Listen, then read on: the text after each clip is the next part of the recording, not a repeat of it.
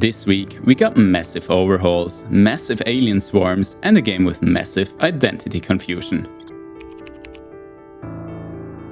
We haven't heard much from Path of Exile 2 for quite a while, and now we kinda know why.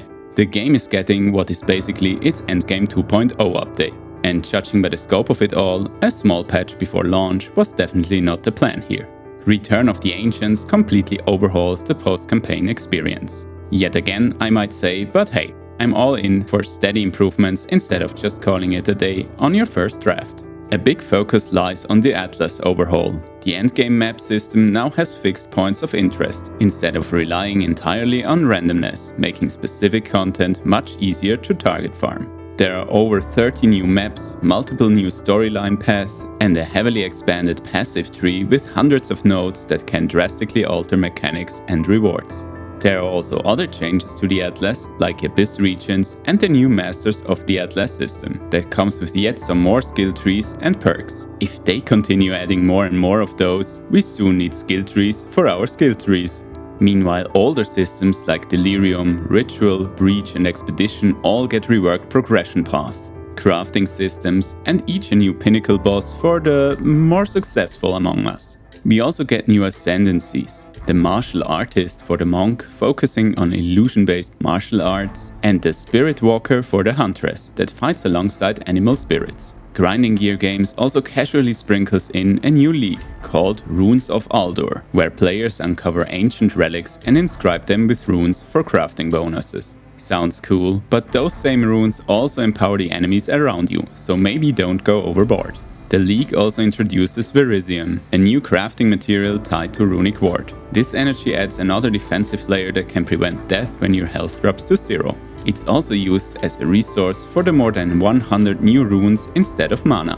There are also tons of other quality of life changes like an Atlas search or the in-game market price checker. The update will arrive on May 29, while the full game is supposed to launch later this year.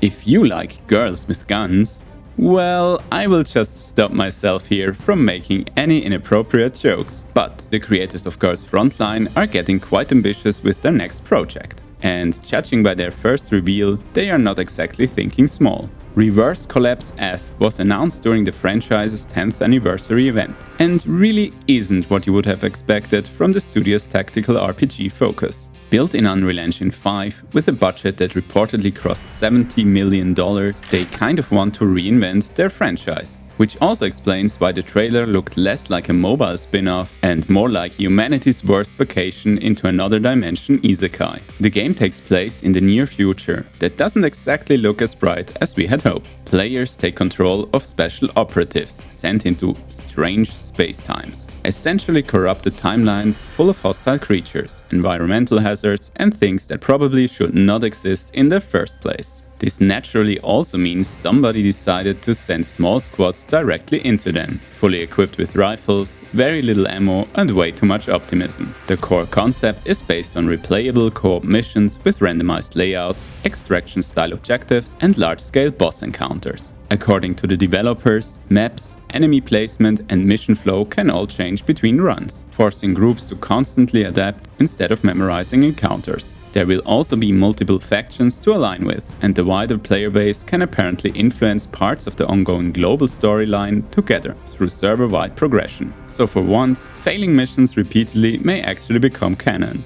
We haven't seen any gameplay yet, because the release is still quite far away, with a launch currently scheduled for 2028.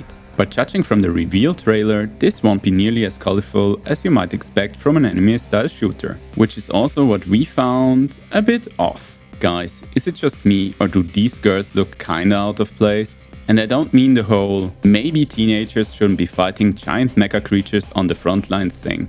More like their art style somehow doesn't fully match the other humans in the scene, if you know what I mean.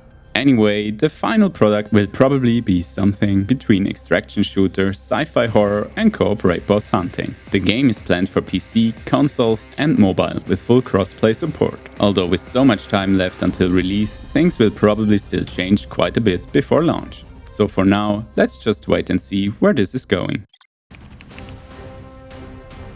The xenomorphs are back, which means one thing above all else: Somewhere a motion tracker is already beeping aggressively.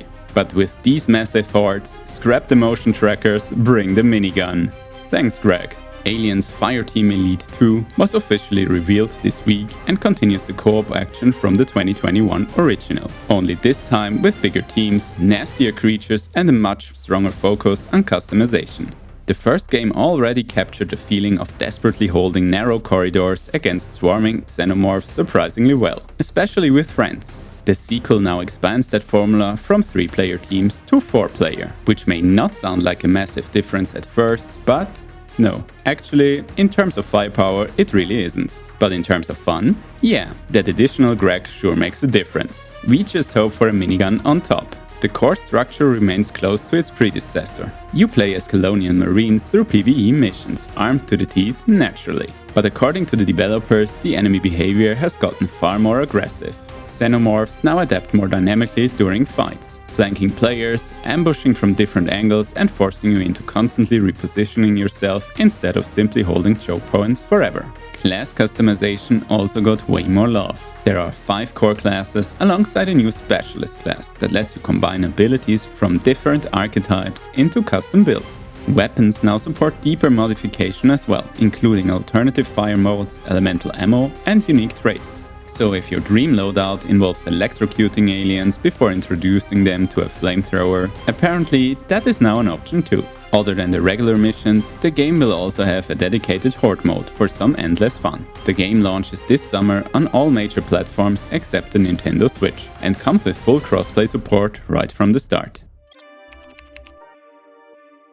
Battlefield 6 heads into Season 3 on May 12, and EA is leaning heavily into Battlefield nostalgia with the return of massive combined arms warfare, classic weapons and fan-favorite maps. The biggest addition is Railway to Goal mod, a larger reimagining of the Battlefield 4 map built around tank battles, industrial close-quarter combat and of course, the moving train that players will absolutely crash vehicles into again, or get crashed by falling tanks. The update also adds new weapons, while broader improvements focus on vehicle handling, launcher balancing and better hit registration. Later phases bring back Obliteration mode and a remake of the Grand Bazaar, alongside Battle Royale playlists.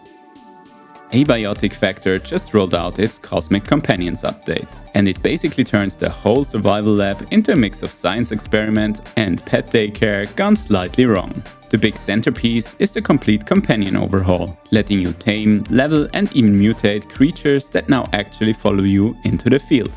Pets can grow stronger, change forms through experimental food, and even gain weird new variants with different abilities, while a new system makes sure they don't permanently die, but instead drop into a recoverable state. So your science team now has emotionally attached backup monsters. I wonder if they also battle each other. On top of that, there is a new chemistry system for flasks, buffs and weapon coatings. And a new forest zone tied to a Voices of the Void crossover has also been added.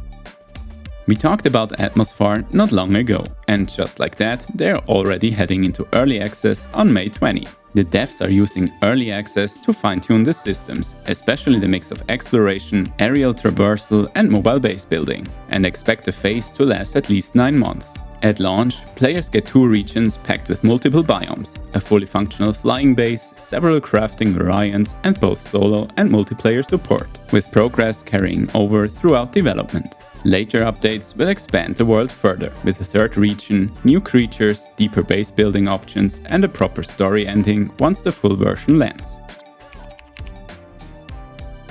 If you liked the last update for Foundry that we showcased last week, you might be happy to hear that you can try the game for free on Steam until May 11th. So build some tracks, put on that conductor cap and let off some steam. Well, not literally. Those trains are electric.